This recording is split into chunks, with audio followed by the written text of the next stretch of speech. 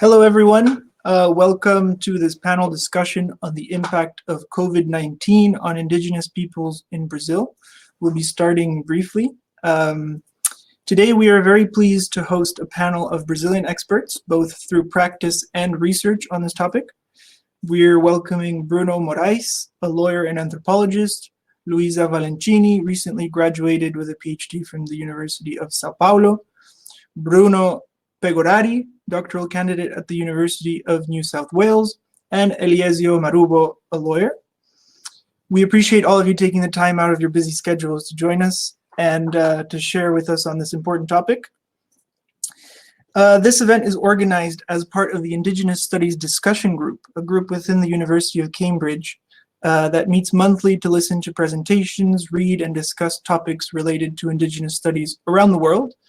In this format, we hope to connect the different people working with and or interested in Indigenous topics within and outside of the University of Cambridge. And we would like to invite you to attend our upcoming events, the next one being a panel discussion titled COVID-19's Impact on Indigenous People, comparing notes from India, Brazil, Canada, and the United States.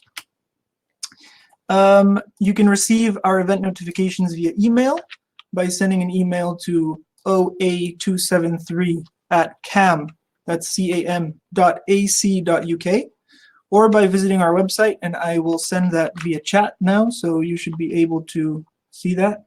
Yeah. This panel will consist of a 15-minute presentation by each of our panelists, after which we will end a discussion based around questions we will receive in chat or via the question box at the bottom right of the screen. Please do take a look now. At the bottom of your screen, you should see an option that says Ask a Question. And in there, you can fill in your questions, and you'll be able to also vote on other people's questions to bring them to the top. And we will try to answer those in order of priority or importance. One of the limitations of this platform is that we will only be able to have 4 people on screen at any given time. That is okay during each panel presentation, but at the end, I will remain up on screen and I will read the question, and then we will ask each panelist to enter in chat if they would like to answer the question, and then we will bring those panelists onto the screen and they will answer your questions. The event should be an hour and a half long. We might go a little over time, but you're free to, of course, leave or join whenever you would like. We will now open with our first panelist. So we will invite up Luísa Valentini. She has a Ph.D. degree in social anthropology from the University of Sao Paulo. She received it this year. Her research is dedicated to the history of anthropology and anthropological theory with a focus on documentation and memory policies concerning Indigenous peoples and traditional cultures in Brazil. So let me invite her up to the screen.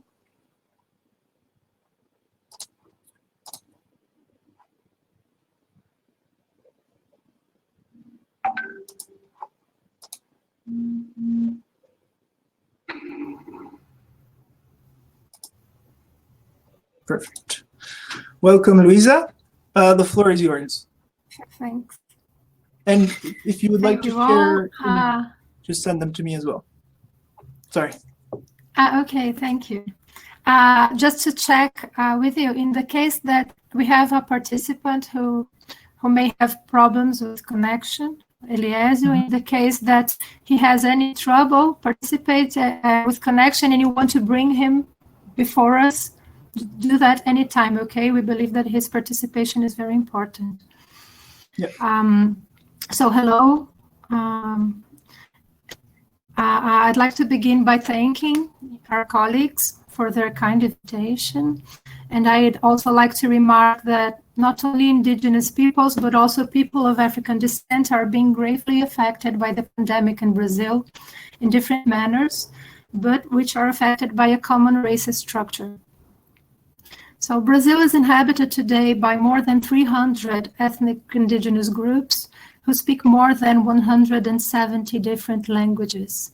The histories of each group are different, and the groups are diverse between them and within themselves, We have now a number of indigenous organizations, of advocacy groups, of scholars, and organized civil society who are dedicated to matters concerning indigenous peoples. So what follows is a very brief exposition of generalized topics made mostly for a contextualization for our listeners. I see that we also have Brazilian colleagues online. Maybe this is not so new for them. I'll deal with powerful discourses concerning indigenous peoples that historically affect the application of the law and the disputes concerning the text of the law itself in Brazil. Until the late 1960s and into the 1970s, a certain sense of fate governed the images of indigenous peoples in Brazil. The pull of colonization into the vast Brazilian territory was, as elsewhere, understood as a synonym for development. This implied that deforestation and dire consequences for indigenous peoples along its way were accidents of an inevitable historic process. In the broader public discourse, despite evidence that accumulated since the colonial documentation produced during the Portuguese rule, it was also stipulated that beyond the provincial capitals located by the seaside or at important river ports, Brazil was a great demographic void. The occupation of the land was conceived mostly as a matter of logistics from the point of view of the state. Since the beginning of the colonization by the Portuguese in the 16th century, policies for indigenous peoples were formally conceived in the mode of salvation, which implied either religious conversion or the protection of lives, and procedures for the concentration of communities that would transform them into Christians and into useful workers, thus removing them from the path of colonial expansion. Systems equivalent to slavery and servitude were established. The exceptions to a formal salvation plan for Indians in these terms were: one, where indigenous peoples did not comply to conversion and submission to the Portuguese, in which case so-called fair wars against them were legally permitted. And two, where vast regions were used as barriers against other potential European invaders or against the smuggling of colonial products. Now, these formal, and I stress formal, provisions were made from metropolitan perspectives on indigenous matters. In the inlands, chases, hunting, slaughter, and the abduction of women and children were trivialized and only sometimes silenced when they were not promoted by local authorities themselves. And until very recently, the colonization and the slaughtering that was presented as a liberation of the territories for occupation has been either formally or informally outsourced by the state. In 1910, the creation of a service for the protection of the Indians established the outline for an indigenous state agency for the first time in the context of the republic that was established in 1889. Marshal Cândido Rondon, the founder of this service, stipulated that the men involved in the interaction with indigenous people in the name of the state would die if necessary, but never kill an Indian, and played an important role in contesting the banalization of the death of indigenous peoples.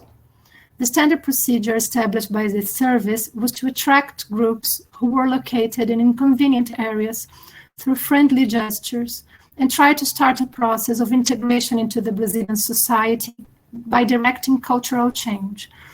It didn't take too long to become evident that the inadequate funding for the Bureau for the Protection of Indians, also the limited amount of personnel counted on, and mostly the conceptual basis on which it was built, did not result in protecting Indians. Besides the ethnocidal project under the guise of benevolence, in many cases the vile exploration of manpower in schemes similar to slavery persisted, as did violence, abuse, and corruption. Also, concentration of people, which was the main policy of attraction that the service practiced, facilitated the spread of diseases to which the groups did not have immunity, and the outbreaks of measles, smallpox, and the flu, amongst others, which decimated many communities, are still hurtful as a memory. In the democratic period that transpired between 1946 and 1964, critic voices and denouncements of corruptions and barbarities committed against indigenous peoples in the name of the state started to accumulate to the point where they became unavoidable. 2 parliamentary committees were established to inquire on these matters, and the military dictatorship itself formed a team to gather information so as to verify these accounts. The scale of corruption, violence, and abuse documented was such that its repercussion in the international arena was inevitable. In 1967, already under military rule, the Bureau for the Protection of Indians was replaced by a new agency called the National Foundation of the Indian. Probably our colleagues will talk about it. The short name is FUNAI. In the late 60s and early 70s, this is during the military rule, a system of universities and of postgraduate courses was also established in Brazil, and that was a space for free thinking in a context of political violence and censorship. In the fields of anthropology and linguistics, the indigenous studies played a significant role. This established an interaction of scholarly research with the state policies, both in the sense of information and in the sense of a critical monitoring of local practices of the foundation. At the same time, however, as a practical means for starting education projects in general, linguists from a movement of fundamentalist evangelical groups who aimed to translate the Bible to as many languages as possible were given a free pass to document indigenous languages. And this I'm talking specifically about the Summer Institute of Linguistics. The scholar community engaged in indigenous studies systematically organized information in order to deconstruct the idea of the demographic void and to recognize the diversity and richness of the indigenous cultures. Rights violations were also documented, and the construction of a scientific approach was important not only to maintain some kind of communication with the state within a dictatorship, but also in order to develop the basis for new policies when democracy was restored. And our colleagues will comment on the terms on which indigenous policies have been built since then. A field of communication was also qualified then with indigenous leaders and indigenous communities in order to recognize their own conceptions regarding their lives and values against an inclement asymmetry of power in the sense of promoting their deserved autonomy. The scholar community was also crucial in building advocacy and civil society groups and in questioning the ethnocidal and intolerant conceptions adjacent to the context established by fundamentalist religious groups. Now I'd like to make 2 brief remarks. One is that religious intolerance is very common in Brazil, but it's made invisible by an ideology of racial democracy, which stipulates that Brazilians should tolerate difference, violence, and inequalities with a hypocritical sense of harmony. And the second remark is that I'm talking a bit about the scholarly work because it has a very important place in guaranteeing qualified information for the control, the civil control on violence and violation of rights in Brazil. And it's going under a severe disinvestment and attacks by the government as well as indigenous peoples and minorities. The common engagement of indigenous communities, scholars, jurists, and the civil society led to the building of constitutional terms that counteract the historic tendencies I try to present. The fact that these are the historical basis on which Brazil was founded means that since the establishment of the Constitution in 1988, continuous pressure has been necessary for the constitutional text to result in public policy. Now, concerning the COVID scene, the situation regarding the COVID, the system of indigenous health in Brazil is a part of a wider Brazilian system of public health, which has a universal coverage for the Brazilian population. Both have suffered significant budget cuts, the system of public health and the system of indigenous health. In the case of the general system, this aims to expand markets for private health investors. The Brazilian system of indigenous health has been designed over all these years since '88 to attend to the diversity and the specificities of local indigenous lives with a network of services that spread from locally based multidisciplinary teams to houses of indigenous health in cities that are linked to a network of public hospitals, and with the crucial participation of local indigenous health agents and with regional and a national indigenous council. So as with many other Brazilian public policies, the model was reasonably good, but it did not function smoothly due to political conditions that continually interposed into the application of the rights of minorities, but now it is very, very fragilized in the present context.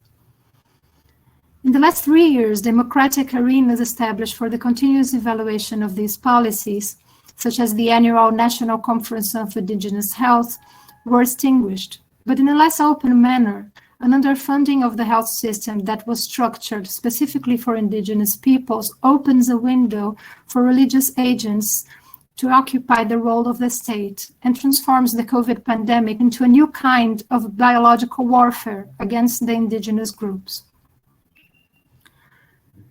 Undercounting of cases and deaths is very likely, and indigenous communities who live in the cities are particularly exposed. And ironically, they're more invisibilized than those who inhabit the forests right now.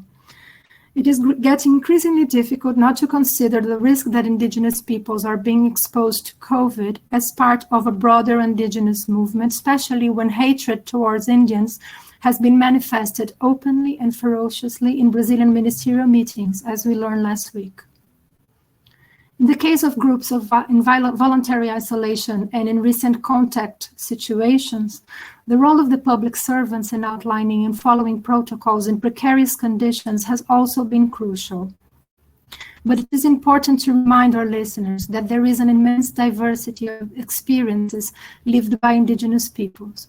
And as one of our most important indigenous intellectuals here in Brazil, Ailton Krenak, has been emphasizing, these communities have been experiencing the consequences of so-called contact every day for the last 5 centuries.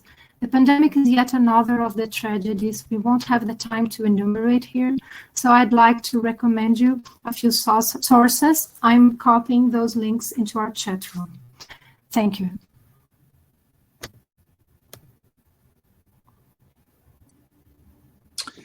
Thank you very much, Luísa. We will now move on to our next panelist. Our next panelist is Bruno Pegorari, a Ph.D. candidate and Ciências scholar at the University of New South Wales, Sydney, and the strategic litigation coordinator of the Collective for the Access to International Justice. Bruno researches in the field of Indigenous peoples' rights, human rights law, and international adjudication. He holds a master's degree in international law from the University of Sao Paulo, Brazil, and has clerked for the Inter-American Commission of Human Rights. So thank you once again, Luísa, and we will be bringing up now Bruno.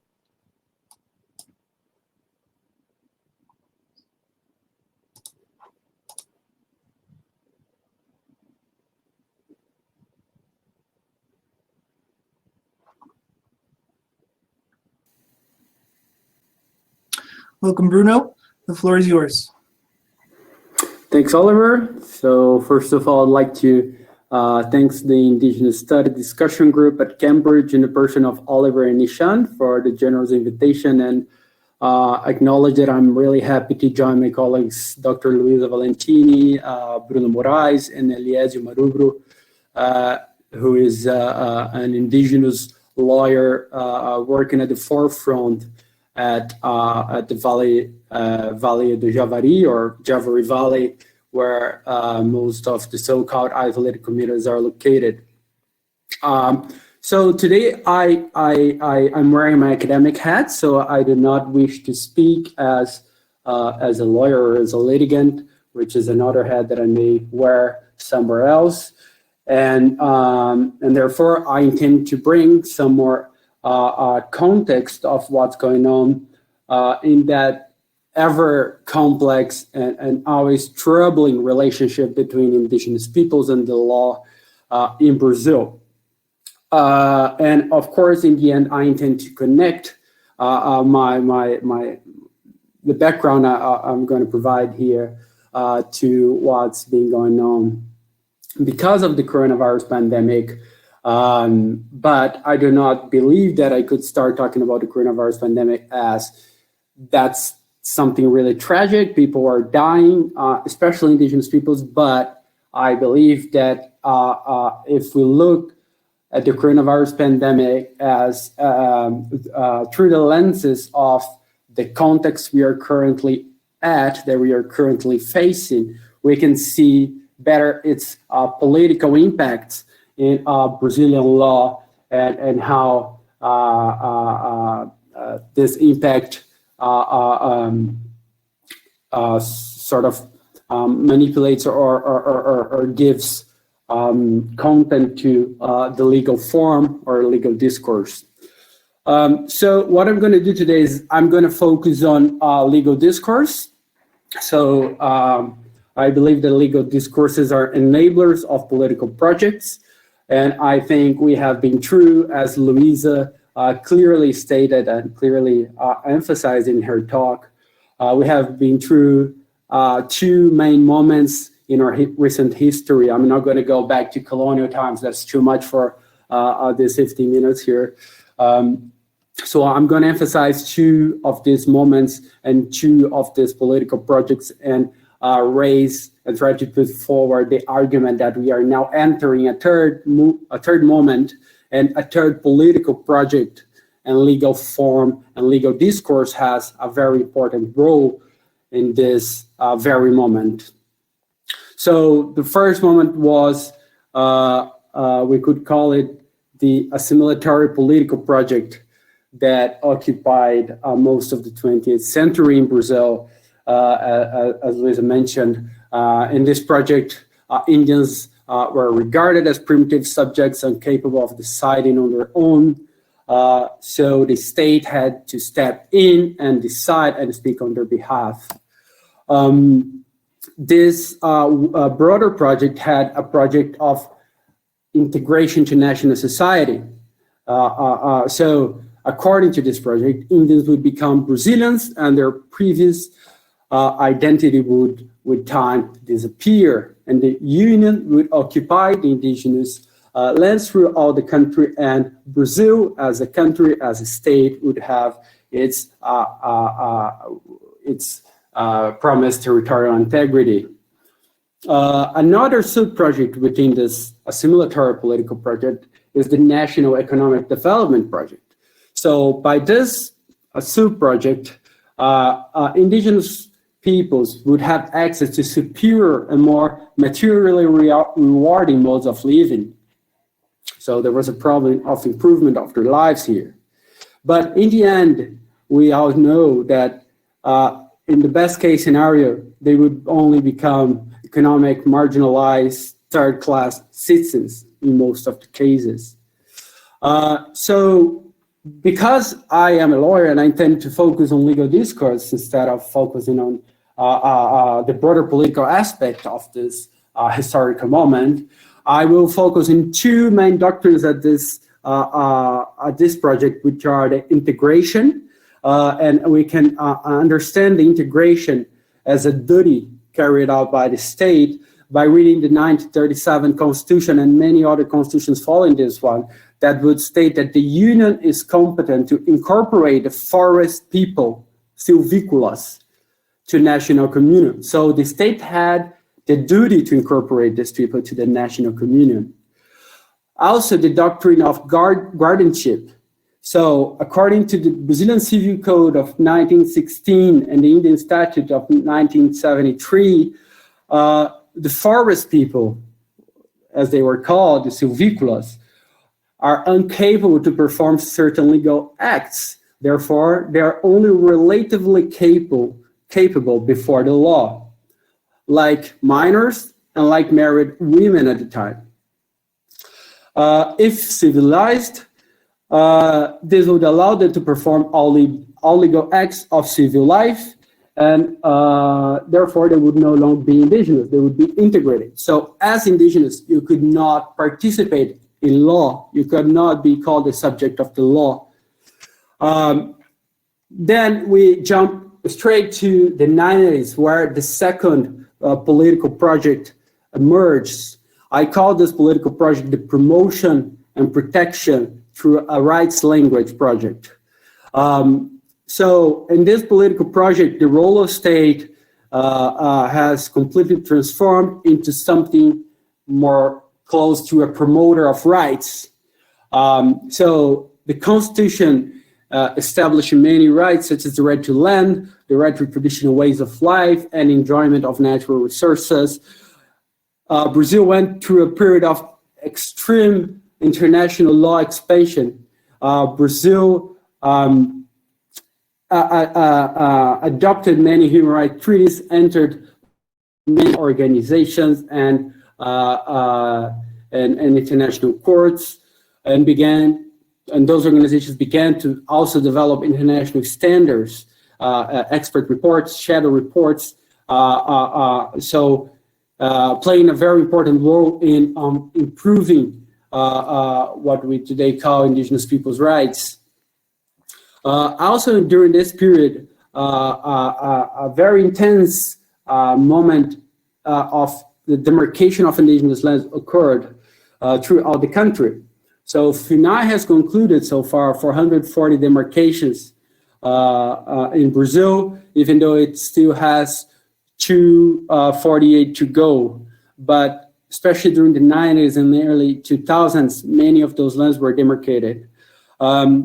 This period also strengthened indigenous movements as entitled to constitutional human rights, therefore subjects of the law. We could say that it overcame guardianship doctrine and fostered the promotion of direct access to justice. We can clearly see that at the Article 232 of the Brazilian Constitution that states that Indians, their communities, and their organizations have standing to sue to defend their rights and interests. This gave rise to hundreds and hundreds of advocacy and litigation strategies in Brazil and internationally, but also it allowed direct action by indigenous communities themselves in recovered traditional land that was taken away from them in the recent past, and to put pressure on decision makers so they would demarcate this land properly and give the proper legal recognition of these lands. An example of this can be seen in, for me, the most important article in the Brazilian Constitution in terms of indigenous rights, which is Article 231, that states that the social organization, customs, language, creeds, and tradition of Indians are recognized, as well as their original rights to the lands they traditionally occupy. And the Union has the responsibility to delineate these lands and to protect and ensure respect for all their property. So it becomes clear at this stage that the role of state changes. The state is not the guardian of indigenous peoples anymore, or people of the forest, as the state would call them in 20th century legislation. Instead, what emerges here is a rights promotion and protection model, and the state as an entity that has a duty to promote and protect those rights. But I do, and that's, I think, my main argument here in this talk, I do believe that we are entering a third phase, okay? And it is very important to place this in the debate as an argument, because what we currently see today is that many scholars are arguing that we are going back to the former period of integration and assimilation. But I do not believe that stands, that I do not believe that is correct. What we have been seeing over the past 5 years, but more intensely over the last 2 years, is that a political project based on radical economic liberalization and a reactionary agenda has taken place. And it has been deploying its particular models, very particular to this political project. So I'll go through a few points that I think underpin this argument, and then I'll get to my conclusion on why I think we are going through something different here, and how the coronavirus crisis has been instrumental to this new political project. So first, I think I believe that the current Brazilian government is deploying an unprecedented alternative rights discourse. what this means is that it is resignifying the discourses of freedom and rights to promote corporate and conservative agendas, which would make every constitutional lawyer crazy, because everyone knows that rights are not absolute. But according to this language, according to this current legal discourse, rights such as free enterprise or freedom of religion are superior and should overshadow other forms of rights. So, for instance, if big business wants to make use of indigenous lands, it is not a matter of violating land rights, but instead promoting free enterprise. If religious proselytism is taking place in the Amazon, it is not a violation of the right to culture, but an affirmation of freedom of religion. Coming with that, there is an unprecedented backlash against international institutions and international law more broadly. So we see a strategy of underfunding international organizations, attacking the credibility of international institutions and NGOs as promoters of fake news or Marxist strategies. And with that goes that same promotion of alternative rights discourse that I just mentioned. And that goes to the very heart of those same institutions that have been so instrumental for indigenous peoples in the past in promoting the more protective and promotional agenda, such as the Human Rights Council of the UN and the Inter-American Commission of Human Rights. Third, there is a very clear tactic of public institutional stoppage. What do I mean by that? For instance, Bolsonaro, in the beginning of his government, attempted to transfer FUNAI, the Brazilian Indigenous Agency, to the ministry, from the Ministry of Justice to the Ministry of Agriculture. Even though he did not succeed, he nominated as the president of FUNAI a person very well connected with agribusiness interests. So, in terms of land rights, Bolsonaro has promised zero indigenous land demarcation, and he's been pretty coherent with his promises because he has not demarcated any lands at all during his administration. So what this public institutional stoppage means is that institutions are becoming something else. So if the institution has a nexus or a name to promote indigenous rights, it is being paralyzed, either paralyzed or either instrumentalized by other sectors, mainly those economic sectors that interest this liberalizing project, this radical liberalizing project. And the same goes for mining. Mining in indigenous lands is currently forbidden because the National Congress has not so far regulated the matter, but Bolsonaro, with his political discourses, has been empowered illegal small-scale miners to pursue illegal mining in indigenous territories. So if you are one small-scale miner, you feel empowered to do so because you know that the FUNAI, who was supposed to be there protecting the land, is not going to be there. And so you just feel empowered to go and carry your activities despite the fact they are illegal, because this illegality is not punished. Another aspect of this broader political project is the intense deregulation through false regulation or privatizing public and indigenous lands. There are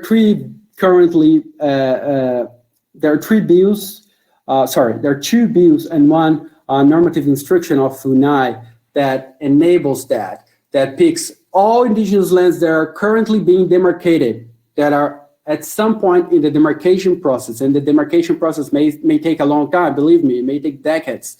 And so because it is not yet concluded, this bills and the normative instruction of FUNAI, that I'll be happy to talk further later because there's so much in here, will enable private property owners to claim their private property over indigenous lands And by knowing that those lands will not be demarcated in time, they will have the title over the land, and therefore,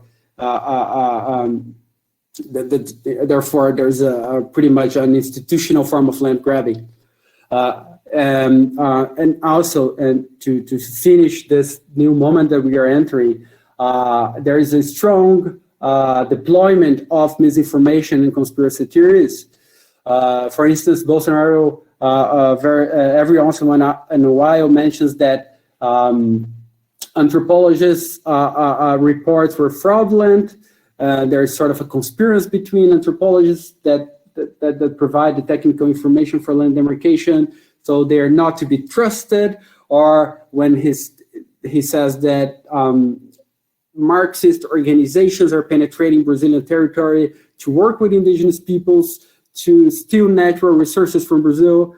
So all sort of insane discourses like this are currently taking place and sort of supporting his wider political projects and helping to accommodate the legal discourse underlying his political project. So why I don't think we're going back to the past, we're going back to the assimilatory project. I don't think we're going back because what we're seeing now is that this deregulation and privatization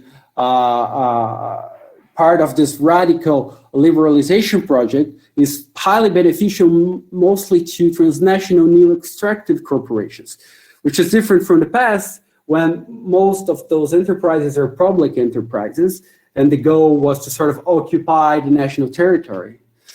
Also, I do think that another difference from both previous models is that right now, Bolsonaro cannot deploy like legal models such as guardianship or integration anymore, because it would take so much political effort to do so. He would have to change the constitution. And empirically, what has happened over the past decades is that indigenous movements has become so strong and so empowered by rights discourse that there's no going back in that. They will not go back to become an object of the law because they already made themselves subjects of the law, and very relevant ones, ones that know how to use and deploy the law. And we have an example here when we hear our colleague Eliesio, who is an indigenous lawyer responsible for an extremely important case that we're going to see later. So now, and I'm approaching the end of my presentation. I know I'm a little bit running out of time here, and I apologize for that. But going to the conclusion of my my talk. So how does the coronavirus fit within this scenario? We all know that Brazil has one of the worst strategies in the whole world to fight this pandemic. Thousands of Brazilians are dying, and the government lacks of a comprehensive plan. Is no different for indigenous people, no different. And furthermore, it's even worse because indigenous peoples have special conditions. They are more vulnerable to epidemics in general, despite it being the coronavirus, the flu, smallpox, or other diseases. So we come to a paradox because FUNAI is instrumentalized. FUNAI is going through a stoppage. So communities and indigenous lands are left alone, unassisted. There is no comprehensive contingency plan for communities, for indigenous communities in Brazil. So what communities are doing is that they're stepping in, they're doing their own protection. They're protecting territory. They're taking all the measures they can to do things on their own. This empowers them as political movements and as indigenous peoples, but at the same time, and that's why there's a paradox here, because they need to let doctors and medicines in the community, but at the same time, they want to close the doors of the community to the outside world. So there's a bit of paradox because of the lack of government support on this. Additionally, there is a sub-notification crisis. The government is not producing reliable data. So what indigenous communities are doing is that they are producing their own data, because the government is not accounting for debts of indigenous persons that are not in indigenous lands. So if you're indigenous persons living in a city or nearby a city, you're now being accounted as an indigenous debt, which is which doesn't make any sense, but it's part of this broader political strategy. At the same time, mining companies, or more specifically, not really big mining companies, but small-scale mining, are increasingly penetrating in indigenous lands during the pandemic. They're using the pandemic to do what they have been already doing, but in a more intensified way, which further endangers the communities. And finally, religious missionaries and organizations are also taking advantage of the situation and entering communities, especially the ones in Vale do Javari, which Bruno and Eliesio will better develop for purposes of conversion and proselytism. So my conclusion is that states not only unprepared and unwilling to act in the best interest of indigenous communities, but it is also using the coronavirus crisis as an opportunity to intensify its political project, even if that involves facilitating the dissemination of the disease. By its negligence in designing and executing a contingency plan that includes appropriate protection to indigenous lands from invasion, that includes ensuring food security, providing appropriate health and sanitary services, and by its actions, such as encouraging unlawful economic extractive activities in indigenous lands, by backing and passing new legislation that are detrimental to indigenous peoples and benefit of farming and extractive industry. So on the other hand, if there is a positive side of all that, and then I conclude my presentation, indigenous peoples are organizing themselves to autonomously protect their lands. They are empowered themselves, and of course, this is naturally a strengthening mechanism, which cannot and will, in my opinion, will never go back to the assimilatory condition in which they barely have any agency before the law.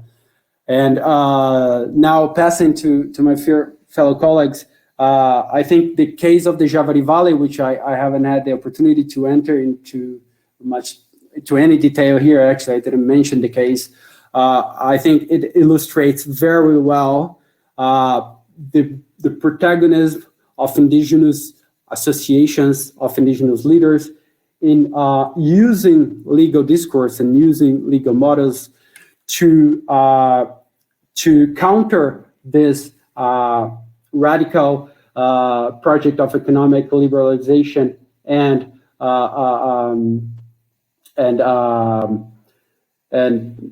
conservative ideas that is being so detrimental to indigenous peoples over the past few years. Okay, thank you.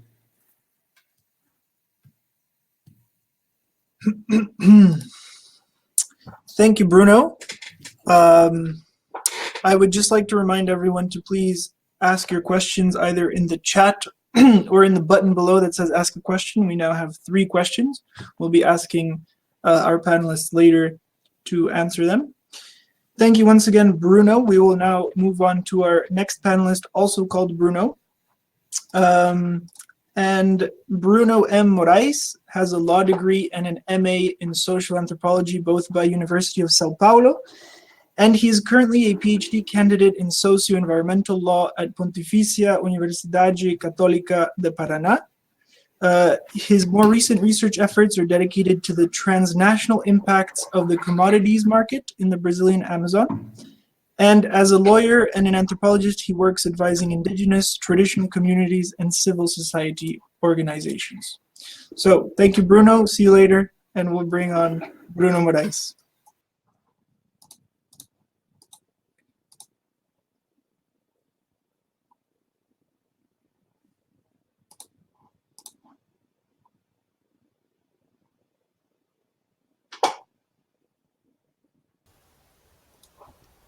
Hi, Welcome, is it Bruno. working? Yes. It's Floor is always good yours. to check. Okay, thank you. Thank you, everyone, and thank you for inviting me. It's always a pleasure to share this virtual table with my colleagues. The truth is that the three of us have been crossing paths for a while. I study on the same anthropology program where Luísa graduated, and I study on the same university where Bruno also graduated, but we didn't have the chance to shorten our social distance. And it is a good thing that you guys could finally introduce us. It is important to state that I'm not an indigenous, and of course, I'm not here to speak for them. Although this is actually my job description. I'm a lawyer, and they actually pay me to do that. I mean, as a lawyer, I'm often hired to speak for indigenous peoples and for their organizations. But as an anthropologist, nevertheless, my job is much more of a translator. I translate modes of thinking and modes of understanding the world from one language to another. And I hope to do something like that here today. In these 15 minutes, and speaking in English, which is not my my strong language, so please help me and please interrupt me if it's somewhere at some point it gets a little confusing. I intend to provide a background on the judicial decision that ordered protective measures for indigenous people in voluntary isolation in the Javari Valley. And here I can make another disclaimer. I am not expert on indigenous people in voluntary isolation, nor in the Javari Valley itself. There are at least a handful of people that could speak better on this topic than myself. But I have been following the Javari case, and while I was supporting an indigenous organization called Centro de Trabalho Indigenista, and I borrowed the information I bring here today from them. They have a team working the Javari program for more than 20 years, and they have a strategic action, what they call a strategic action on indigenous people in voluntary isolation. But what does such an organization and such a strategic action, where anthropologists, geographers, scientists works, what they actually do? What it means to work with indigenous people in voluntary isolation? What is voluntary isolation, by the way? I talking about translations. I always think it's a good starting point to think about the etymology of the word.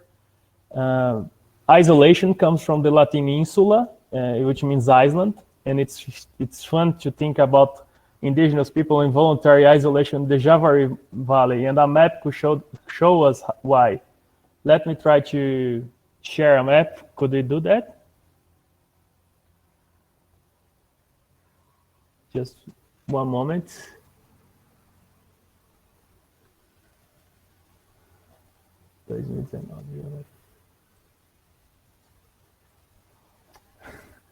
I'll just share my entire screen.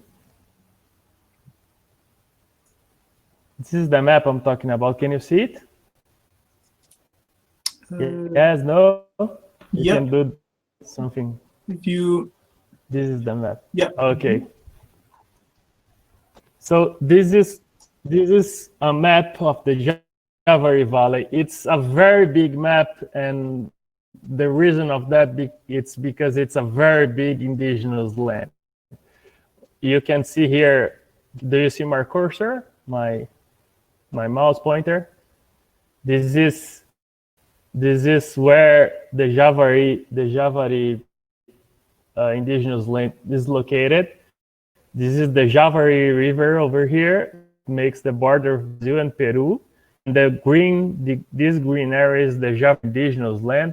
It is conformed by the bank sides, the bank of all those rivers. There are at least main rivers crossing the Javari indigenous lands. They flow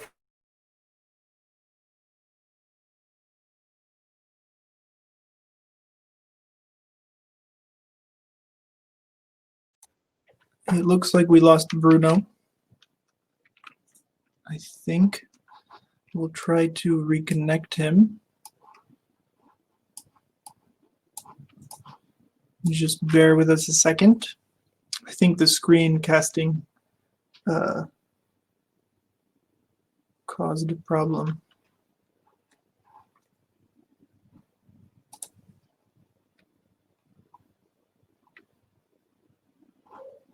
Here we go.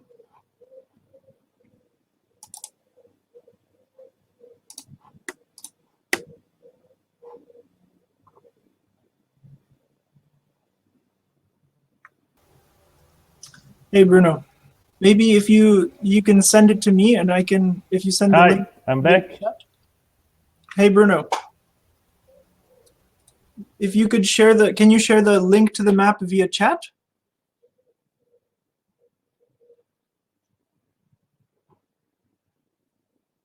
We lost him again.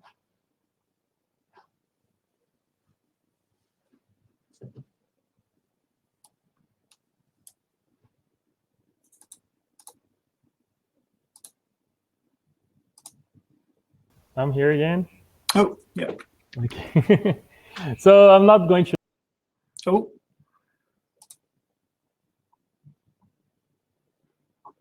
One more time.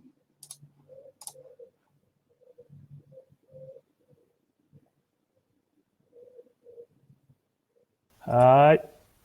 Yeah. So we are back. I'm not going to try to show the map. The map is very big, and there's a reason for that. The map is very big because it's a very, very, very big indigenous land. We're talking about 8,500,000. I'm not sharing the screen anymore. Am I? No. So the map is 8.5 million square kilometers, and it's also connected to other protected areas. So we're talking about at least 50 million square kilometers of protected areas in the Amazon, in the heart of the Amazon. For comparison, Great Britain, which is actually an island, which is actually an island, has at least it has somewhere around 209,000 square kilometers. So we are talking about a contiguous area that is maybe 70 times the size of Great Britain, and it's occupied by at least 10 to 12 indigenous people and other groups in voluntary isolation. It's this type of land and the size of the land in the heart of the Amazon make us wonder who is actually isolated. And it's kind of fun to talk about that with you guys, that some of you at least are in Great Britain, and it's makes us wonder what is the difference between living in the heart of them, calling indigenous people voluntary isolation, the heart of the Amazon, or and not isolated a country like Great Britain.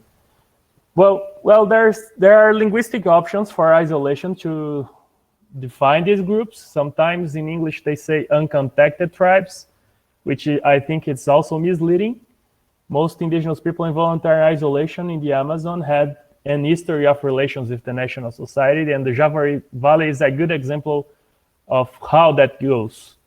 We are in the Javari Valley. We are on the foot of the Andean Amazon, and where the transitional area between high forest and the South America lowlands begins. This area is traditionally occupied by a number of indigenous peoples, indigenous groups. Most of them speak in Pano language. These groups share a lot. They share approximated languages. They share riverbanks. They share lands. They share histories. They share histories of war. They share histories of peace. They share marriages and relatives, but they are different groups living over there. Maybe Eliesio can talk a little more about that. He's Marubo, which is one of the indigenous groups that live in the Javari Valley, and they live one of this river.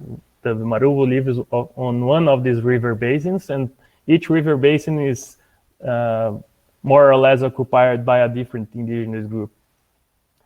In the late 19th century, the Brazilian Empire, we had an empire in Brazil. I don't know if that's new for you, but in the Brazilian Empire established a strong policy for defining Amazon borders. And the emperor sent some expeditions to the area to define the borders with the borders of the countries. The Spanish America was in the independence movements, and so the emperor sent expeditions to define the border with them. And early in the 20th century, our first Republican presidents, the Brazilian Republican is the first years of the 20th centuries, the first decades of I'm sorry, my English is getting confused. But in the first decades of the 20th century, our first Republican president dispatched military missions to demarcate the border and establish border outposts.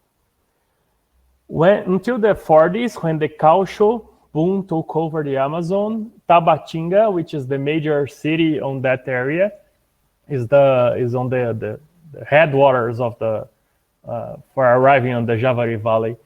Tabatinga was a small village set around the barracks. The Caucheiro economy established what we call a barracão economy in the system, which is a form of exploiting indigenous labor by putting them in debt to the owner of the barracão and force them to work extracting rubber. And this is how the indigenous people of the Javari Valley were first contacted by the National Society. Catholic and Protestant missionaries had a big role in providing attention and service, such as healthcare services to indigenous villages on this area. But when the Caucheiro economy dived after the Second World War, these indigenous groups maintained intermittent relations with National Society, eventually arriving at Atalaia, or Benjamin Constant, or Tabatinga, which are the three villages over the Javari River on the headwaters for the rivers that goes up on the Javari Valley. In these three, some groups maintained intermittent relation with National Society, especially interest on trading and having some support, especially on healthcare support. But it was on the 70s, nevertheless, that the region was rediscovered by the government and by National Society. Satellite images and prospections from that time seem to indicate huge deposits of oil and gas on the subsoil. In the 70s, specifically in 1973 or 75, an expedition organized to contact indigenous groups in the Taquai, which is one of the rivers of the Javari Valley, was attacked, and a governmental official was killed. Was attacked by a voluntary isolated group. Despite that, in 1982, FUNAID signed a collaboration agreement with Petrobras to explore these lands. Petrobras is the national oil and gas company in Brazil. The company started prospecting oil and gas with a system based on drilling and exploding nitroglycerin bombs in the subsoil of the land. And in the Jandiatuba River, which is another river on the Javari Valley, between 1983 and 1984, there were at least 3 attacks of indigenous groups against Petrobras workers and governmental officials that were accompanying them in this period of time. It's very recent, 83 and 84. The Bishop of Tefé denounced the situation on a newspaper, and Brazil was under a military dictatorship. It's always good to remember that.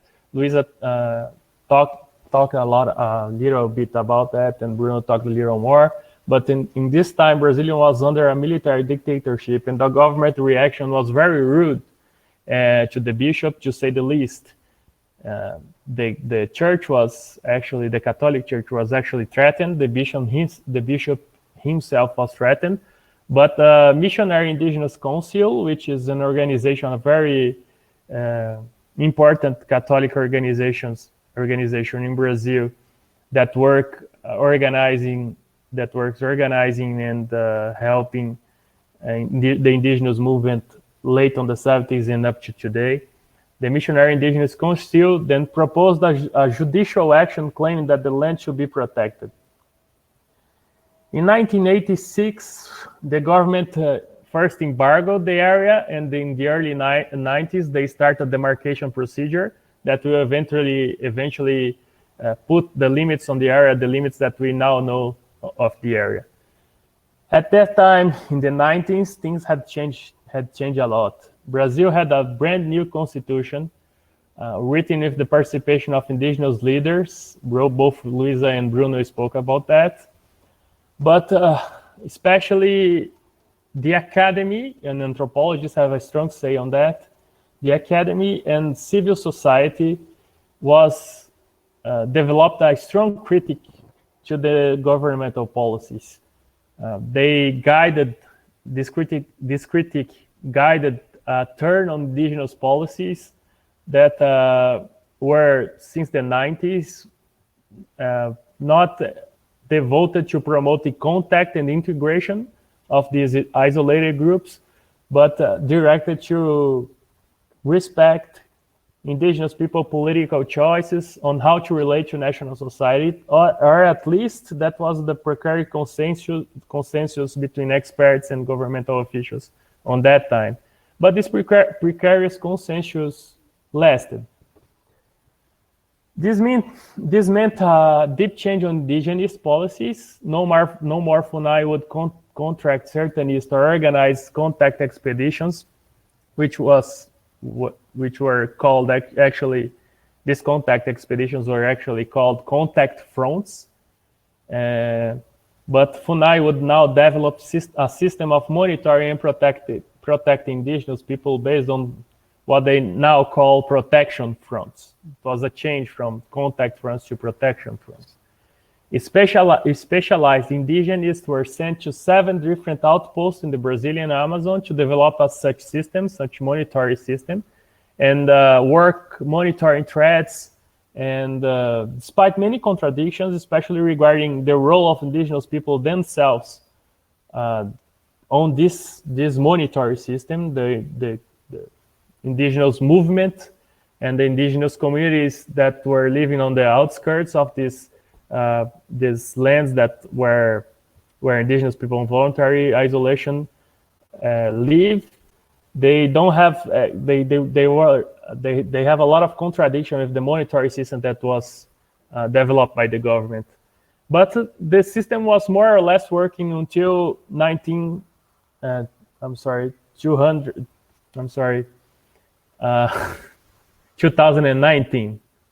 In 2019, we woke up with sad news that a colleague of ours were actually strangely shot in the head while driving his bike on the streets of Tabatinga.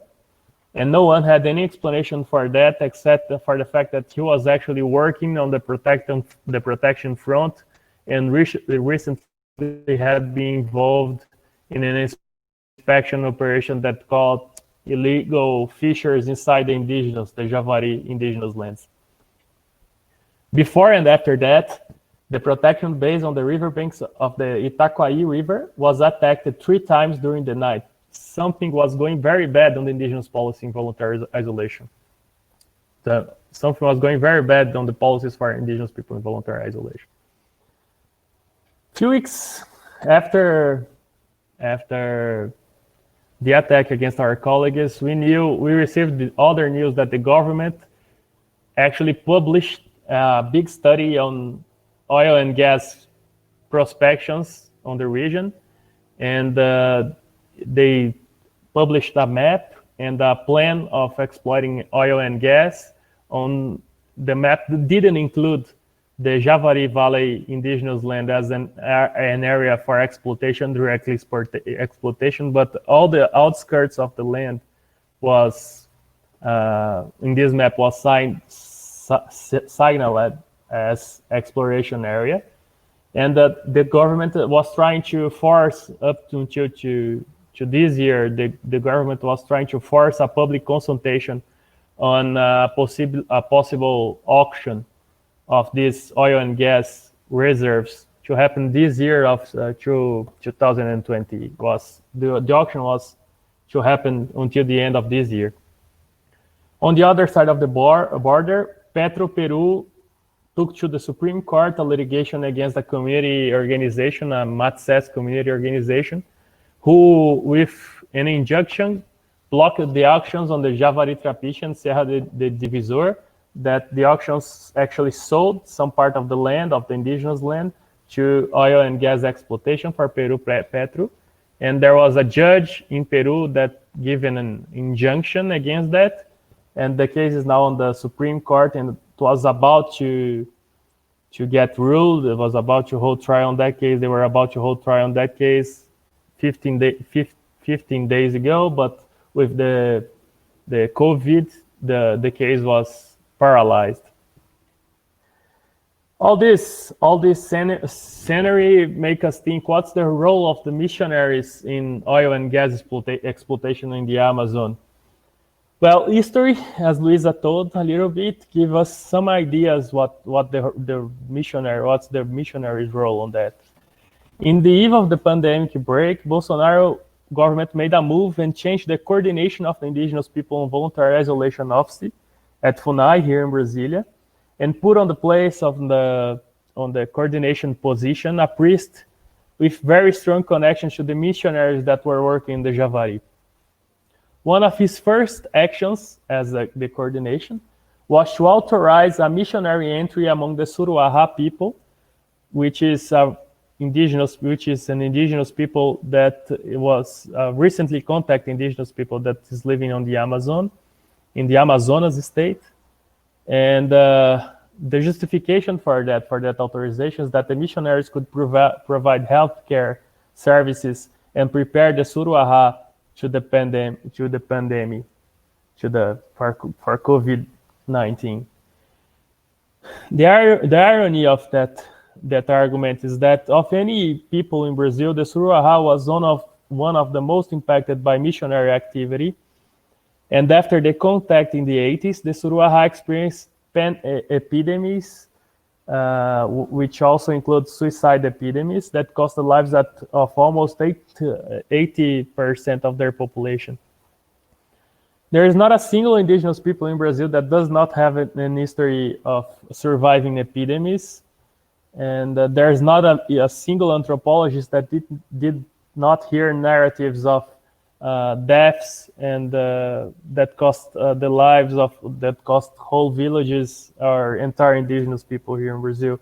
I myself work on my master's degree with indigenous people that's called the Guarani Kaiowá. They live outside the Amazon, in the South Mato Grosso state, and even outside the Amazon, there was not a single family among the Kaiowá and Guarani that didn't have a very strong memory of losing all their relatives to a disease in the 70s, even in the 60s.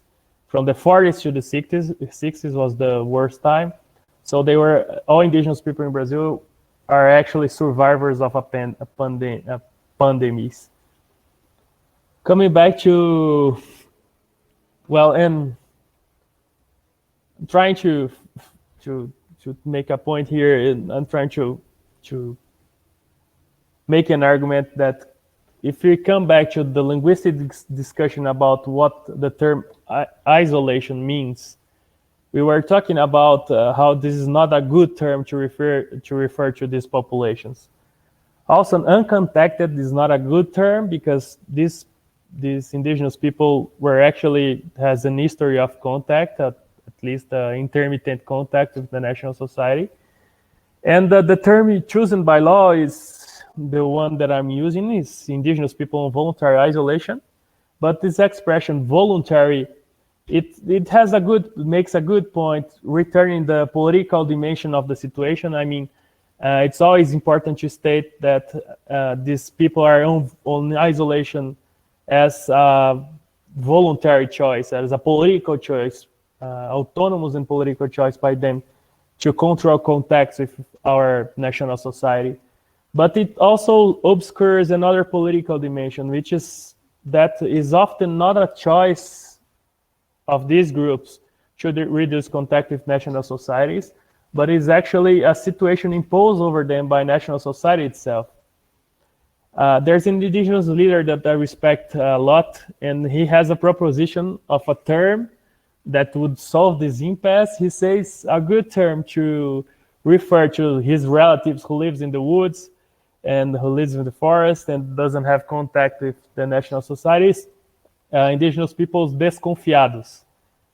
Desconfiado could be roughly translated as untrust.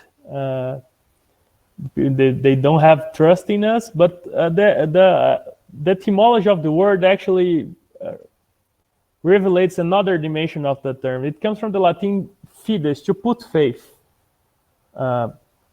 A desconfiado is someone who doesn't put faith. And when you think about indigenous people on voluntary isolation, or indigenous people desconfiados, like my friend and indigenous leader propose, we need to consider that these groups that are on the Javari Valley and they are dispersed all over the Amazon, they are actually masters of social distancing. They don't put faith on us. And that's why they choose to live, they voluntarily and politically choose to live as they live with controlled contacts with the national society. And they surely have the reasons to do that. And that's something that we need to always think about.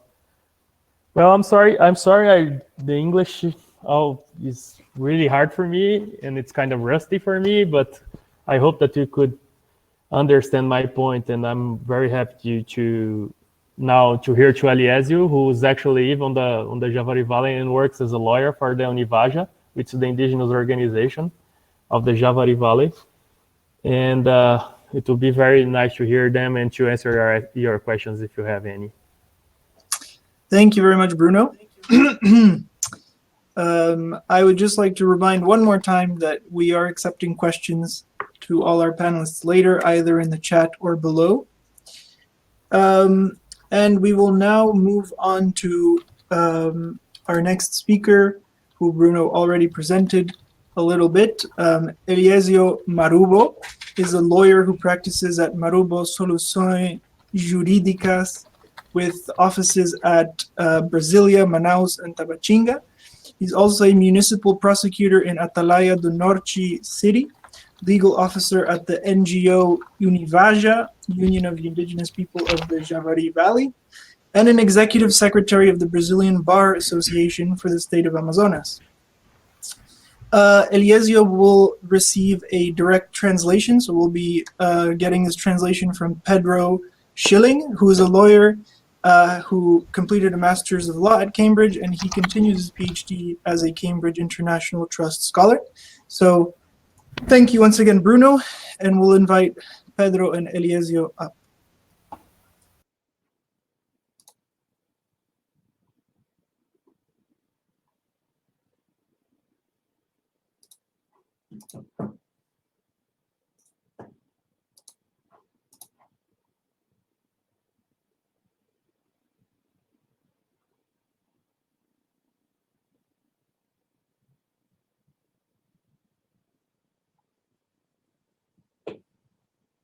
Olá, consegui? Sim, acho que... Alô? Tudo certo? Tudo certo, quando quiser.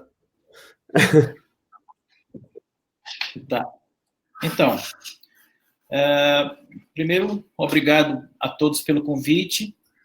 Eu fico bem feliz em estar compartilhando dessas ideias, dessas questões que envolvem o movimento indígena, sobretudo da minha região, Vale do Javari. First, thank you all for the invitation. I'm very happy to share some of these questions from my region, from the Valley of Javari, and from my people. Então, eu entendo que a segunda pessoa que falou, que eu já esqueci o nome, acho que é Bruno também, né? O Bruno, ele foi muito enfático e eu fiquei muito... eu senti que ele falou tudo aquilo que eu gostaria de falar, porque ele foi muito profundo. Então, eu concordo exatamente com os termos que o Bruno expôs, e para a gente entender um pouco dessa dinâmica do que tem acontecido nesses tempos que nós temos vivido no Brasil, eu pego um pouco do pensamento que foi trazido pelo Pedro, pela Luísa e agora, no final, pelo Bruno. Então, a situação é a seguinte: nós temos uma participação... Bruno, Pedro, quando você quiser, levanta aí, tá? Quando tiver... Basically, what the second Bruno said was very emphatic. He said everything that Eliesio would have liked to said. He was very profound in his remarks. He agrees with what he exposed, and he will try to explore a little bit of this dynamic that has been happening in Brazil right now, and try to pick some of the thoughts from the previous palestrants, and so the situation is as follows. Eu não vou me ater a falar e apresentar a minha região, porque como eu já disse, eu me senti muito contemplado com a fala dos três colegas que antecederam a minha fala. Eu vou falar especificamente de como nós temos atuado na sociedade de vocês com o nosso pensar. Primeiro, o que nós precisamos imaginar é o seguinte: tudo nasceu a partir do Constituinte. Constituinte, como a Luísa falou, ela mencionou o Ailton Krenak, o Constituinte criou, garantiu alguns direitos, fez com que a gente tivesse uma participação na sociedade, e esses direitos, eles nos garantiram a participação na sociedade de vocês a partir daquele momento. A partir da participação do Ailton Krenak, e de outros setores da sociedade naquele momento. So I'll not speak only about my region. I felt that was done well enough by the other participants. I'll try to speak a little bit of how we have acted in society more, in your society, more practical terms and with our mode of thinking. First, we need to recognize that everything was born out of the constitutional process. As Luísa said, the Constitution guaranteed some rights and some participation in society from that moment onwards.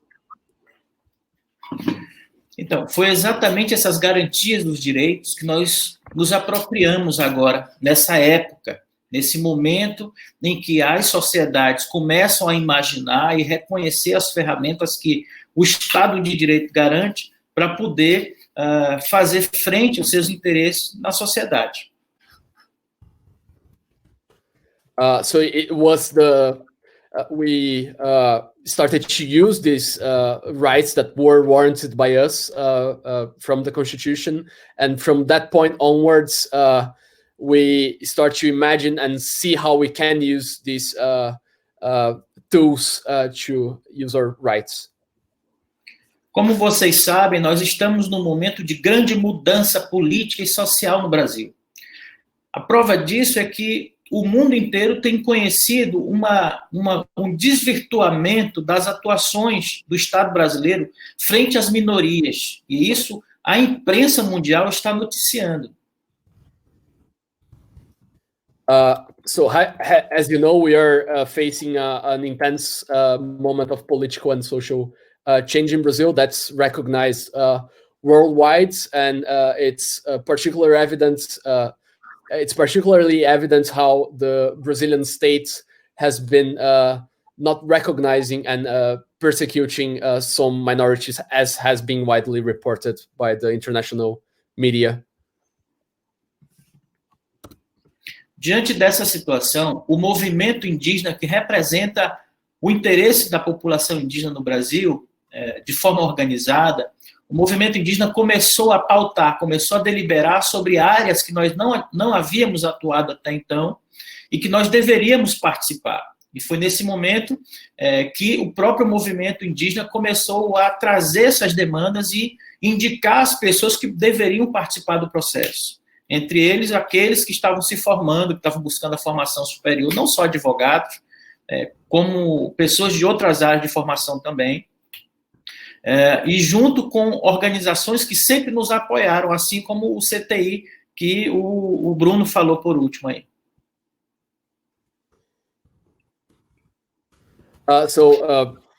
Given this situation, the indigenous movement that represents the interests of indigenous populations in Brazil in an organized form started to act in areas in which they didn't act up until that point, but felt that they would need to now take part in. And these movements started to participate and appoint people that could participate in these processes and use those tools. That was in a high degree through people that went through higher education, not only lawyers, but also people from other backgrounds, and also with the help with some organizations that have helped in the past and continue to help. Algumas organizações indígenas em algumas regiões aqui do Brasil já havia uma participação na área do direito. Então, algumas organizações, para baixo a área do Sudeste, do Centro-Oeste, algumas organizações já havia participação no judiciário na busca da garantia dos direitos que já foram reconhecidos pela Constituição. E as organizações do norte do Brasil ainda não havia uma participação mais efetiva. Como eu falei para vocês, nós contávamos muito com os apoiadores, como as organizações que, assimiladas ao CTI, assimiladas ao CIMI, que é uma organização ligada à Igreja Católica, outras organizações também que nos dão apoio, que têm sede fora do Brasil, e que buscavam a formação de lideranças indígenas, pessoas que pudessem falar em nome do coletivo. So some regions already had some organizations that try to participate in the rule of law, in securing those constitutional rights through claims and actions in the judiciary. That happened mainly in the southeast and center west regions, but the north region is still didn't really have an active participation in that area in trying to secure rights through judicial processes. And it mainly used organizations that help them, such as CTI, CIMI, which is an organization linked to the Catholic Church, and many other organizations that have their headquarters outside of Brazil. And slowly they started to see how they could help in the build up of indigenous, in the formation of indigenous leadership and people that could actually speak for them. Então, nesse cenário, nós começamos a atuar em outras áreas que nós ainda não estávamos atuando. A grande prova disso é que 2005 até o ano de 2010, nós passamos por um momento de grande mudança interna, porque a nossa representação ela começou a desenvolver um outro pensamento de forma a atuar e representar o interesse das populações, e também ela passou por um momento de grande declínio, tanto declínio administrativo, quanto um declínio na região, porque nós tivemos muita mortandade por pessoas que foram contaminadas por hepatite.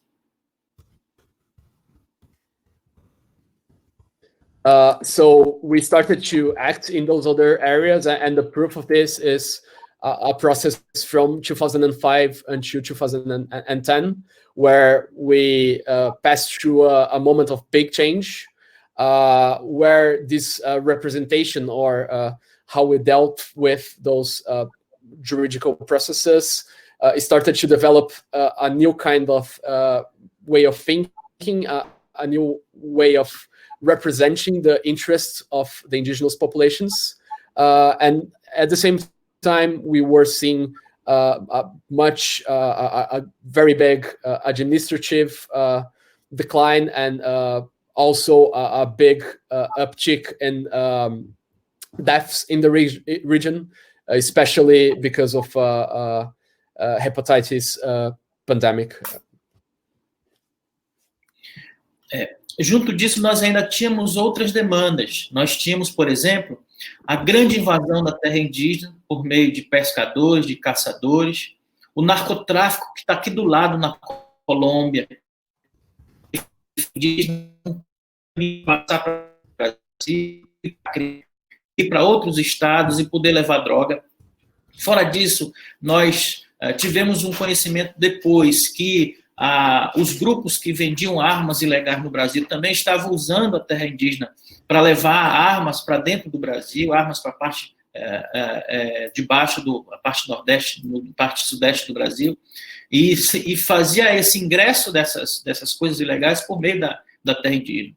Então, o caos social estava instalado, porque nós tínhamos doença, nós tínhamos insegurança, nós tínhamos o narcotráfico, nós tínhamos as pessoas que traziam armas ilegais e outras coisas mais. So many other kinds of demands started to appear. We saw many invasions in our lands because of fisheries and hunters.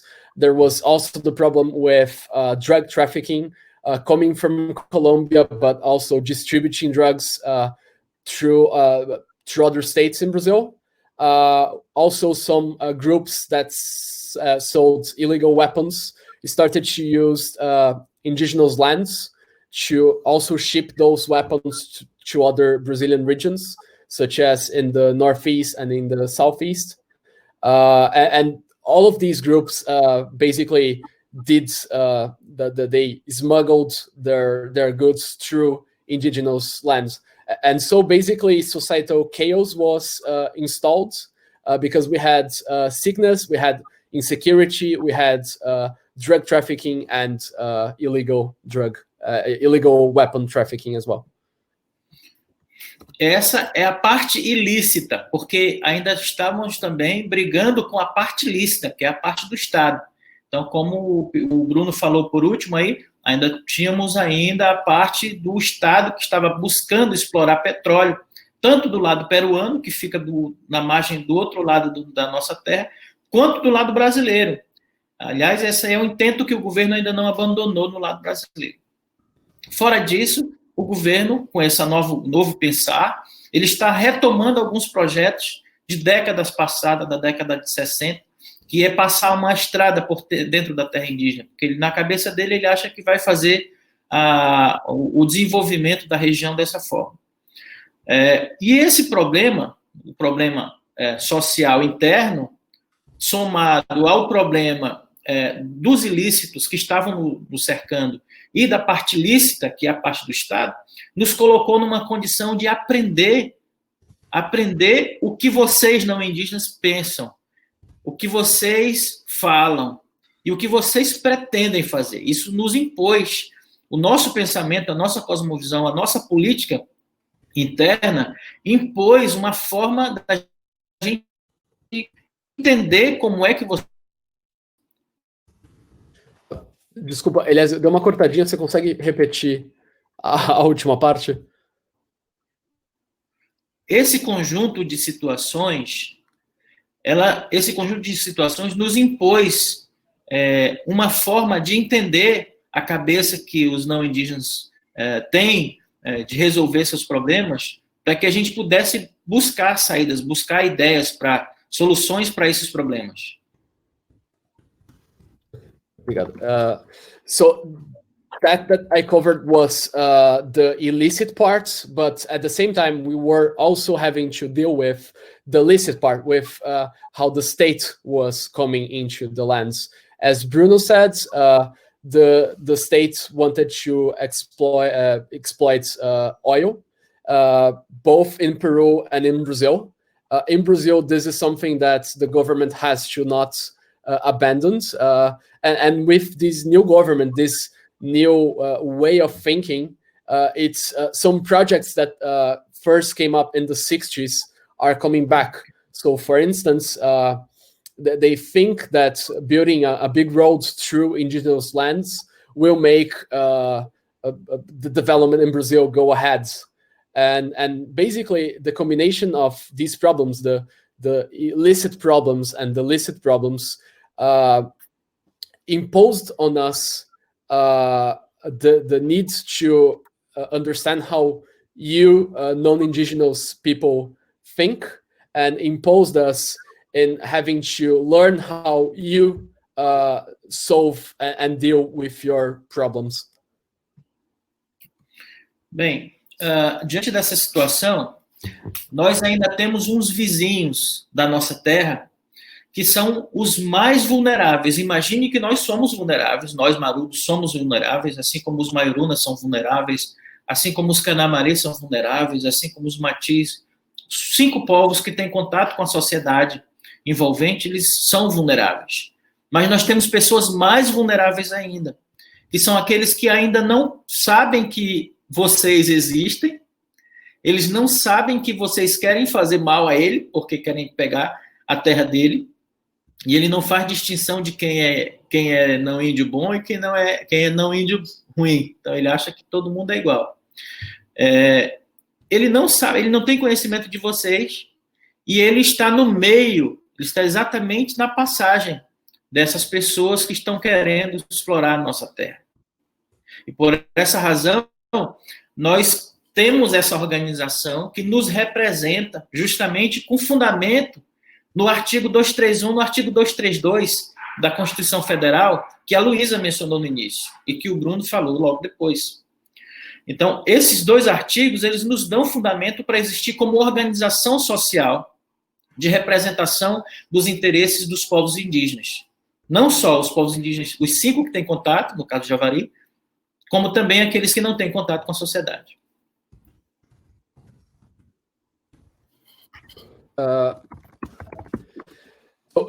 We still have the question of the neighbors of our lands, and even considering that we are vulnerable, they're much more vulnerable. There are 5 different indigenous populations at all. Você pode repetir o nome dos 5 povos? Matis, Maiuruna, Marubo, Colina, Canamari. So those 5 indigenous populations, some of them still are not aware that you exist, that you want to cause harm to them, and they won't be able, they don't draw the distinctions between a non-indigenous, a bad non-indigenous and a good non-indigenous. They're not aware of you, and they are, geographically speaking, right in the passage from where these groups are wanting to do their licit and illicit activities. And for that reason, we have the organization, which was constructed, was founded using Articles 231 and 232 of the Federal Constitution, which was already mentioned by Luísa and Bruno. And those articles support us to exist as an organization, a social organization that represents indigenous people, not only those 5, but indigenous people in general. Então, a gente, como parte dessa organização representativa, nós temos algumas responsabilidades. Primeiro que nós tivemos o privilégio de, no passado, sermos escolhidos para estar à frente. A gente tem 2 formas de você estar na liderança de alguma coisa. Primeiro, você está na liderança do seu povo, porque você descende de uma família tradicional, Então, você faz parte de uma casta e você está à frente, você está liderando alguma situação. E segundo, você tem um conhecimento diferente daqueles que estão na aldeia e que esse conhecimento ele é interessante para você falar em nome de todos para a sociedade externa. Então, essa é a liderança representativa. Temos a liderança tradicional e a liderança política. Então, nós fazemos parte, esse conjunto de pessoas que está na organização social, são as lideranças políticas, porque representam o interesse interno. E essas lideranças políticas, elas precisam ter alguns posicionamentos alinhados com as suas comunidades, com o seu povo. E diante desse contexto, nós temos aí algumas áreas de atuação, no meu caso, que é a parte jurídica, que atua em conjunto com o querer de todas as comunidades, ou atua de acordo com a necessidade do Vale do Javari.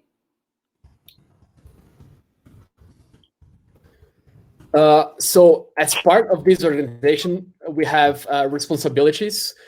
We had the privilege to be chosen, and there's 2 ways to be in leadership. One is a traditional leadership, the leadership of your indigenous population. You're a descendant of a traditional family, then you're leading. And the second way, a political leadership, is because you have some sorts of distinct knowledge, and that knowledge is interesting and helpful to speak in the name of all those indigenous populations to the external society. We are part of this latter leadership, the political leadership, and those leaderships need to have need to be aligned with its community, their communities, and with their indigenous people. So considering all the context, we have different areas where we act, and we in particular act in the law practice area, and in doing so, we need to be aligned with both what our communities want and what our communities need. Muito bem. Então, o que tem acontecido? Especificamente da parte de representação jurídica da nossa organização, diante desse novo contexto político que se encontra o país, e de mudança de alguns pensamentos do social no país, nós tivemos uma atuação muito mais atuante nesses últimos anos, principalmente 2019 e agora no ano de 2020, por conta dessa mudança, dessa instabilidade e dessa tentativa de flexibilização das garantias, aquelas garantias que eu falei que estavam trazidas lá no texto constitucional. Então, diante dessa atuação que nós temos tido, nós temos dado suporte jurídico para a COIAB, que é a nossa organização maior. Nós temos uma organização regional, que é a Univaja, representa o Vale do Javari, a região do Vale do Javari. Nós temos a organização que representa a Amazônia Legal, que é a COIAB. Então, nós temos dado esse suporte para a COIAB e, às vezes, para outra organização a nível nacional chamada APIB. Então, essa tem sido a nossa grande atuação nos últimos meses, por conta dessa instabilidade jurídica que nós estamos passando no país.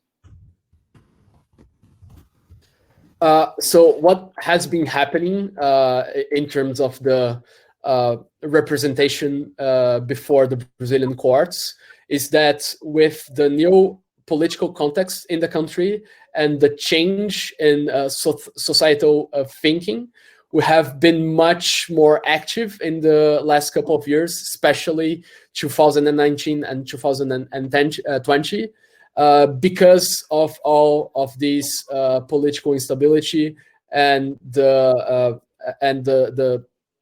tries to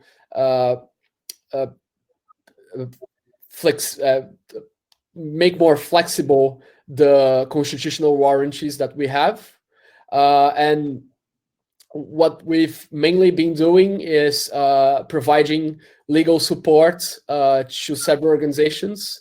One of them is COIAB, which deals, it's the bigger of the larger of the three, which deals with the legal Amazon. Univaja, which acts in the Vale do Javari region, and APIB, and that has been our main focus of acting the last couple of months of great juridical law instability. Antes do governo da ex-presidente Dilma terminar, por conta do impeachment, o interesse das populações indígenas no Brasil já começavam a declinar. Nós tínhamos uma participação nas políticas públicas muito reduzida, o governo já começava a cortar verbas no investimento de áreas importantes, como a própria FUNAI, como a área da fiscalização das terras indígenas, e depois teve o governo do presidente Temer, que foi aquele que substituiu a Dilma logo depois que ela foi impeachmentada. Então, o governo do presidente Temer também estabeleceu ali algumas limitações para a atuação do poder estatal em favor da coletividade dos povos indígenas, e agora com o novo governo do presidente Jair Bolsonaro, essas limitações elas chegaram num momento que não é possível mais a gente seguir. E a limitação foi de tal forma que começou a gerar prejuízos incalculáveis para a nossa coletividade. E foi nesse ponto que as organizações indígenas de várias regiões, entre elas a própria COIAB e a PIB, que eu já mencionei agora há pouco, elas começaram a organizar também aquelas pessoas que também estavam atuando nas áreas do direito, em diversas regiões, para fazerem frente a uma rede nacional de advogados indígenas, que funcionam como uns defensores, como a Defensoria Pública, funciona atua em favor da coletividade dos povos indígenas. Então, diante dessa situação, nós começamos em algumas ações que estamos fazendo, iniciamos outras ações judiciais. So before the government of President Dilma Rousseff ended because of the impeachment proceeding, the interests began to decline. We had a very reduced participation in public policies. They started to cut funding to areas such as FUNAI and for checking whether indigenous lands were being unlawfully breached. And with President Temer, that took over from Dilma after the impeachments, he also established big limitations to how the state could act in favor of the indigenous populations in Brazil. And with President Bolsonaro, those limitations have reached a whole new level, and it's basically not possible for us to continue anymore. And given how big those limitations became, it began to generate very, very big damages to the indigenous populations. And as a result, indigenous organizations from many different localities, from very different places, started to organize and bring people that were acting in favor of indigenous populations in various regions, and created a national network of indigenous lawyers that acts as a public defendant in favor of the whole indigenous populations in Brazil, which basically started to take over some proceedings that were already underway and started to initiate some more.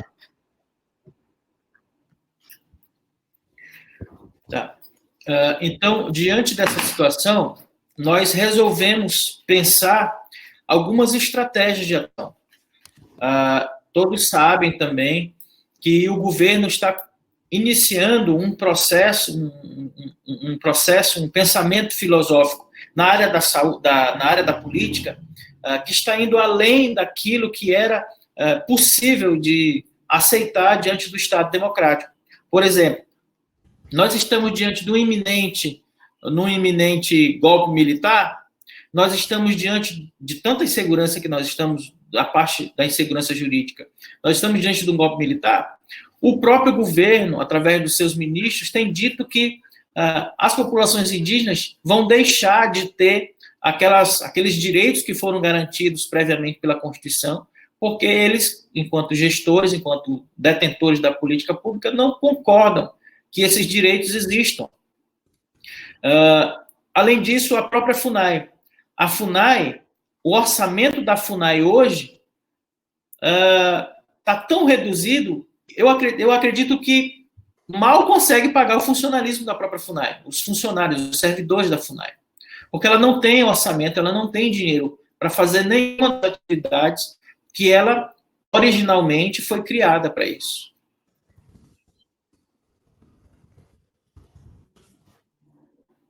So we have, I'm seeing the chats that some people are, can you hear me all right? Hopefully you can. Okay, yeah, I guess I have one working fine for me, so we have to think of new strategies.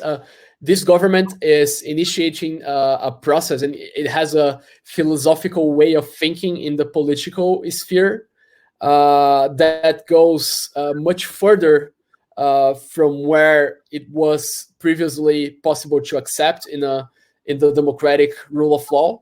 So are we right before another military coup?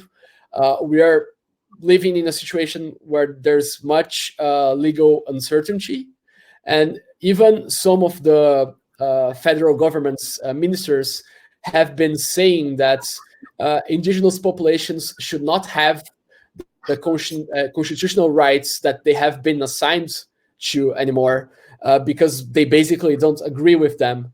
And should cite another example, FUNAI nowadays has such reduced budgets that probably cannot even afford its own employees.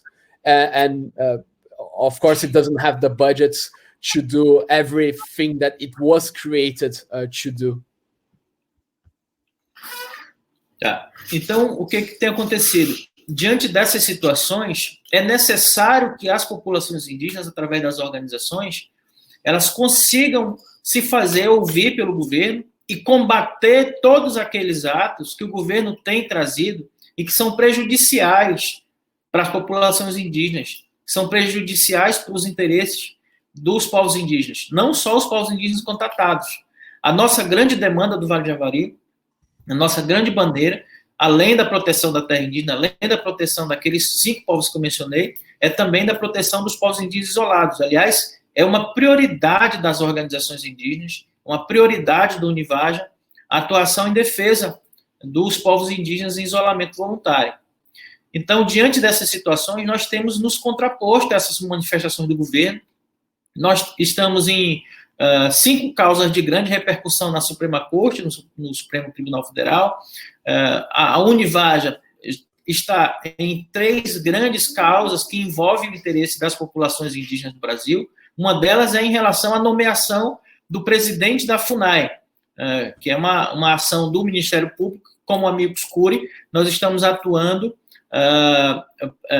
ajudando o Ministério Público a comprovar que, de fato, aquela pessoa ela tem interesses a ocupar aquele cargo público e esses interesses são prejudiciais para o interesse público. Uma outra ação que nós temos também é uma ação que obriga a FUNAI a nomear os servidores concursados ou enviar servidores para a frente de contratação. A imprensa internacional noticiou ano passado, esse ano ainda, que a frente de proteção da terra indígena no Vale do Javari recebeu tiros, né? Não só uma vez, foram 8 vezes. e a mesma frente de proteção que nós tivemos um servidor que foi morto aqui na cidade de Tabatinga por crime de pistolagem, né? E fora disso, nós temos outros 3 processos que estão em segredo de justiça, mas e também envolvem o governo, e sempre o governo contra os interesses das populações indígenas. Fora desse, há aquele processo que é o lead case de vocês aí, que é a questão dos missionários, né, que eu já menciono. So through these organizations, we are making ourselves being heard by the governments, and we are trying to push back against the acts that have been occurring and that go against the interests of indigenous populations, not only those that are in self-isolation. This is one of our major causes of concern at Univaja, apart from indigenous lands, apart from the 5 indigenous people it represents. One of the big agendas is indigenous populations in self-isolation. And this is one of our great priorities. So we have been trying to push back against the federal governments.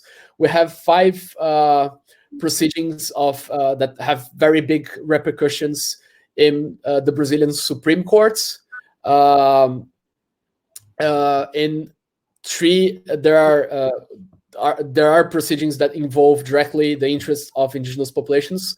One is regarding the person that the Brazilian government nominated as president of FUNAI. It was a proceeding started by the Federal Prosecutor's Office, and we're acting as amicus curiae, as friend of the courts, helping to produce evidence that the person that was nominated has personal interests that will damage the interests of the indigenous populations. We have another proceeding that obliges FUNAI to nominate people that have been approved in a public contest to become employees of FUNAI, or send employees to areas where it doesn't have employees anymore. One of those places is the one that deals with the protection of Vale do Javari, and which last year, and this has been noticed in international media, has been shot, and it was the same one that had one of its employees murdered. And we have another 3 proceedings that are confidential, but also are against the government and against how the government is trying to push against the interests of indigenous people. And there's also the proceedings regarding the missionaries, which I'll talk about now. No caso desse processo que envolve as organizações missionárias, no primeiro momento, a intenção é que a Univaja, que é a nossa organização, no primeiro momento a Univaja pensou, diante da pandemia, pensou em retirar as pessoas que estavam indo para dentro da terra sem a permissão da organização, sem a permissão da própria FUNAI local. E então nós percebemos que eles não estavam ouvindo, nós tínhamos muitos caçadores, muitos pescadores ainda dentro da terra indígena, e resolvemos então iniciar aquela ação. Quando nós iríamos iniciar a ação, descobrimos que alguns missionários estavam sobrevoando a terra indígena, estavam entrando de avião, saindo, e pessoas de fora do país, e de lugares onde a doença estava muito presente. Até aquele momento, a região ainda não tinha contaminação nenhuma. Então, era necessário que a Univaja, resguardando o interesse público, resguardando o interesse coletivo, ela pudesse fazer alguma coisa. Então, nós iniciamos aquela ação de todas as pessoas, não só os missionários. A repressão dos missionários, porque, de alguma forma, descumpriram as ordens do próprio governo, que tinha dito que era para todo mundo sair em determinado tempo. Eles pediu portarias, documentos que impediam as pessoas de entrar na terra indígena, e eles estavam descumprindo esses atos que o próprio Estado tinha imposto a eles. E quando a gente ajuizou a ação, descobrimos outra coisa. A ação já tinha sido iniciada, nós descobrimos que a FUNAI não tinha feito nada, não tinha atuado para retirar esses missionários, porque a pessoa ligada à FUNAI, que era responsável pelo setor que deveria fazer essa fiscalização dos índios isolados, ele também já tinha sido parte dessa mesma organização missionária. E descobrimos também que isso fazia parte de um outro plano de várias pessoas ligadas à política que tinham interesses em ocupar terras indígenas e fazer missões evangelísticas entre aqueles povos que ainda não tinham sido, na cabeça deles, alcançados por Deus. Então, tudo aquilo que eu estava fazendo, naquele primeiro momento, era uma coisinha de nada, e nós descobrimos que tinha muitos outros intentos por trás daquele, né? O próprio Congresso Nacional tinha as igrejas que estavam fazendo nomeações de cargos, que são cargos importantes para o Poder Executivo, são cargos que vão cuidar da coisa pública. Eles não estavam cuidando de nada disso. Eles estavam ocupando esses cargos para facilitar com que aquelas pessoas ligadas a eles fizessem aquilo que eles pretendiam. Isso está acontecendo com as igrejas que apoiam o atual governo, está acontecendo com os produtores rurais e está acontecendo com a indústria da arma. Né? A imprensa diz que a bancada BBB, a bala, Bíblia e boi. Porque é exatamente isso, são os grandes apoiadores do governo estão exatamente aí. E nós fazíamos parte dessa conta que o governo tinha nos dado em garantia desde o início, porque ele estava dando o cargo para a pessoa que aquela bancada estava pedindo. Okay, so in the proceeding of the missionaries, our original what we wanted to accomplish, Univaja wanted to accomplish, we thought that considering the pandemic that was becoming closer and closer, it was important to take anybody that didn't have the permission either from Univaja or from FUNAI to take them out from the lands. But they weren't listening. We even when the pandemic was starting, there were still hunters and fishermen there. So we decided to start legal proceedings, and we basically discovered that some missionaries were entering and leaving the territory via airplanes. They were coming from outside of the country, from places where the disease, where COVID was very much present. And at that moment in the region, we didn't have any cases. So Univaja, protecting the interests of the indigenous people there, started their proceedings to try to actually take everybody out of the region. And the repercussion ended up being because of the missionaries, because those missionaries ended up not fulfilling an administrative act made by the government itself. They became in contempt of the courts. And we also uncovered during the proceeding that when that up to that point, FUNAI hadn't done anything. It didn't act to protect the indigenous population, because the person inside FUNAI, which should be responsible for dealing and protecting indigenous populations in voluntary self-isolation, had been himself or herself a part of this missionary organization. And basically it was a part of the plan of other peoples in politics, in the politics of Brazil, to occupy those indigenous lands and do evangelical missions there, because in their heads, those populations hadn't been touched by God. So we started the proceeding for one reason, and out of the blue, we discovered all these other intents and all these other agendas. Sorry, Pedro, just need to interrupt you there. We need to move sessions because we've gone on for 2 hours in this one. So I will try to just keep everything as it is in the new session. Let's see if it works. Okay. Eliesio? Opa, Só, aparentemente, o limite da sessão é 2 horas, então a gente vai mudar para uma outra. tudo Imagino bem. que vai ter 10 segundos. É,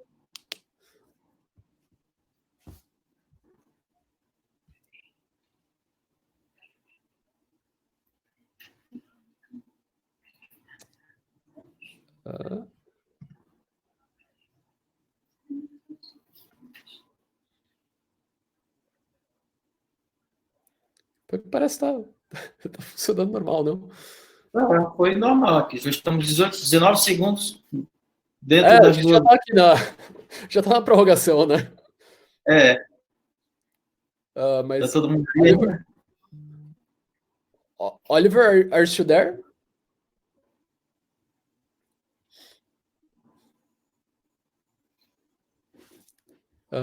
Vou mandar uma mensagem aqui.